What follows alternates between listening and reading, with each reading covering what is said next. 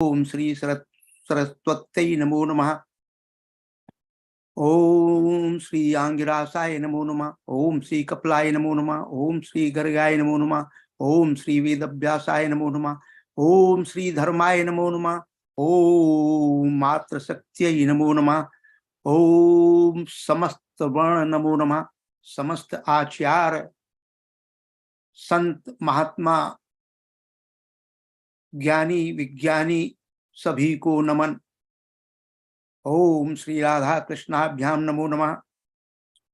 My humble namaskar and gratitude to Sri Rajiv ji for giving this opportunity to bring in this new course called the Lokasamgraha Yogadharma-Kshetra. His inspiration, guidance, setting up the things, all technical support and help is very valuable to all of us. And I also want to thank Shruti Srinivasan ji, who had just joined as a monitor and helper and a guide to continue the journey through this course. Thank you, all the audience. Namaste to all the audience. And we will make a journey together. I call it pilgrimage, where we are going to listen the songs sung by ancient Vedic rishis. And I'm going to add some new songs to those eternal songs to address really the pressing problem in contemporary world, in Bharat as well as in the Western world. As we go along, we will little bit talk about here and there with some very prominent quotations from prominent thinkers from Bharat as well as from West. So please bear with me. This initially few lectures are going to be orientation, a kind of introduction what this Lokasamgraha Yogadharma-Kshetra is. Why do we need such venture? So bear with me, my dear friends.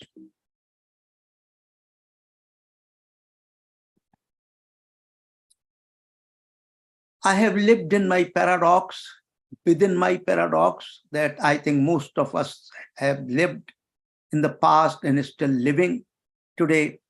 I was born and brought up in a sacred land, Bharat, but into the culture of mental and intellectual slavery. And this is true even today, to a greater extent. My journey started in this whole world of wisdom and knowledge when I came to this country 42 years ago, directly from IIT Kanpur. Since then, I have been reading, contemplating, and critically examining this Western world, basic thought process and worldviews, starting from Greek tradition. So my journey really a kind of maverick, a lonesome journey. I may, you can call me bucolic, crazy maverick.